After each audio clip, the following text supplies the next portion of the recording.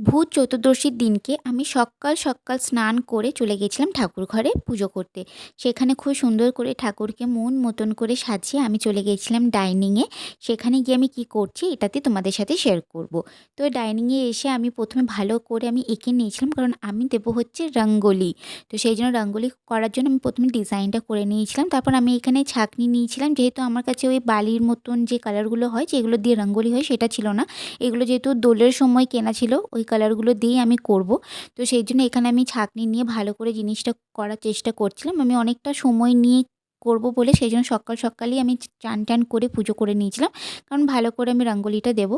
তো আমি তুলি নিয়ে ভালো করে বসেছিলাম যাতে আমি খুব সুন্দর করে প্রপারলি করতে পারি, কারণ এগুলো তো আমি বছরে একবারই করি, তো সেরকম তো আর প্র্যাকটিস নেই যেগুলো খুব ভালো করে হবে। তো সেই জন্য আমি চেষ্টা করছিলাম যাতে ভালো করে শেপটা আসে, ফুলের শেপটা, কারণ যেহেতু যেটা এঁকেছি যাতে সেরকম হয়। তো এটা ছিল হচ্ছে আমার ফাইনাল রেজাল্ট। তো আমি এটা করতে পেরেছিলাম। আমার আর ধৈর্য ছিল না, আমার হাত পা খুব ব্যথা করছিল, সেজন্য আমি আর পারিনি অনেকটা বড় করতে বা আরও কিছু করতে। তো তারপরে সেদিনকে যেহেতু 14টা প্রদীপ জ্বালাতে হয়, তো সেজন্য আমি একদম ফ্রেশ নতুন প্রদীপ বাজার থেকে কিনে এনেছিলাম। তো সেইগুলো খুব সুন্দর করে আমি এখানে ভালো করে সাজিয়ে নিচ্ছিলাম। তো এটাই আমি আজকে পুরো বাড়ি জুড়ে আমি সুন্দরভাবে সাজিয়ে দেবো। তারপরে এখানে প্রদীপগুলো সাজিয়ে নিয়ে আমি ঠাকুর ঘরে এসে সন্ধে দিয়ে লাইটটা জ্বালিয়ে দিয়েছিলাম। দেখতে সুন্দর লাগছিলো। এটা আমি নতুন এনেছি ঠাকুর ঘরের জন্য। যেহেতু দিওয়ালি, আর যেহেতু আগের লাইটটা খারাপ হয়ে গেছিলো, তাই এটা ছিল নতুন লাইট ঠাকুর ঘরের। কেমন লাগছে জানিও। সাথে আমার এখানে ভালো করে সলতে করাও তো মানে হয়ে গেছে, আর তেলগুলো এবার দিয়ে দিচ্ছিলাম।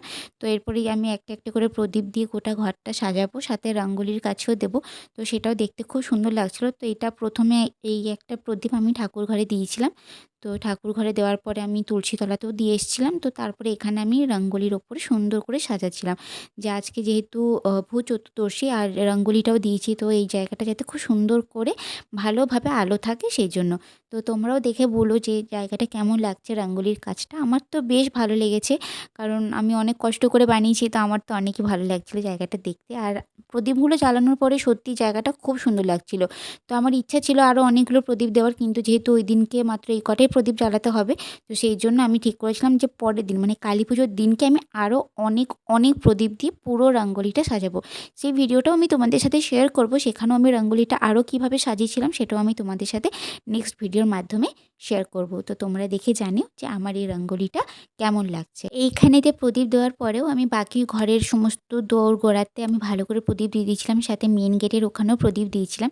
তো তারপরে ওখান থেকে বেরিয়ে তারপর যখন সমস্ত কিছু প্রদীপ দেওয়া আমার কমপ্লিট হয়ে গেল, তো তারপরে আমি ভিডিও করেছিলাম আমাদের বাড়ির লাইটিং, যেটা আমি নিজের হাতে খুব সুন্দরভাবে সাজিয়েছি। তো তোমরাও দেখো যে কতটা সুন্দর লাগছে বাড়িটা দেখতে।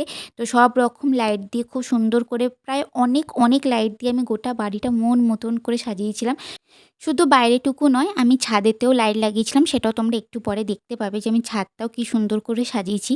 তো আগে তোমরা বাইরেটা দেখে নাও বাড়ির যে কতটা সুন্দর লাগছে চারিদিকে লাইট দিয়ে। সব রকম লাইট কম্বিনেশন করেই আমি ভালো করে লাইটগুলো লাগিয়েছিলাম যাতে দেখতে ভালো লাগে। তো তারপর আমি এখানে একটু রেডি হচ্ছিলাম, যেহেতু ছাদে গিয়ে আমি একটুখানি বাজি ফাটাবো সেই জন্য, আর সাথে একটু ফটো তুলবো সেই জন্য একটু সুন্দর করে রেডি হচ্ছিলাম। তো অনেকটা সময় নিয়ে আমি ভালো করে রেডি হয়েছি, আর সাথে এই আউটফিটটা আমি পরেছিলাম ওই দিনকে, তো একটু ফটো তুলবো বলে। সাথে আমি কিছু ইয়াররিংস পরেছিলাম, সেই ইয়াররিংসটাও তোমাদেরকে দেখাবো। তো এই গ্রিন কালারের আমি এই ইয়াররিংসটা পরেছিলাম, কারণ ইয়েলো বা পিঙ্কের সঙ্গে গ্রিন কালারের ইয়াররিংস খুব ভালো মানায়। আমি অনেক ভিডিওতে দেখেছি যে এরকম করে পরলে নাকি খুব সুন্দর লাগে দেখতে। তো আমিও সেভাবে একটুখানি ট্রাই করছিলাম। সাথে এটা এর ওড়না নয়, এটা একটা লেহেঙ্গার ওড়না, বাট আমি এটার সাথে এটা নিয়েছিলাম যাতে ভালো লাগে। আর তো দেখতে আমার নিজেকে খুব ভালো লাগছিল। তো তারপরে যে আমি ছাদে চলে এসেছিলাম। তো আমার একটু ভয় লাগছিল, কারণ যেহেতু নেটের ওড়নাটা রয়েছে, তো একটুখানি যদি কিছু হয় তো সঙ্গে সঙ্গে পুড়ে যাবে। তো তাও আমি খুবই সাবধানের সাথেই করছিলাম, আর এই একটুখানি আমি ফাটিয়েছিলাম বাজি, বেশি নয়। তারপরে এখানে এই যে তুবড়িটা আমি জ্বালিয়েছিলাম, সাথে রং মশালটা। তো আমার খুব ভালো ছিল, আমার অন্যরকমভাবে ভিডিও করার ইচ্ছা ছিল। সব ভিডিও আমি ইনস্টাগ্রামে দেখেছিলাম, কিন্তু আমি কিচ্ছু ভয়ের চোটে করতে পারিনি যে যদি জামাতে এতটুকু কিছু হয়ে যায়। তো ওই দিনটা আমার খুব ভালোভাবে কেটেছে, আমি অনেক এনজয় করেছি। দেখা হবে আবারও আরেকটা নতুন মিনি ব্লগে।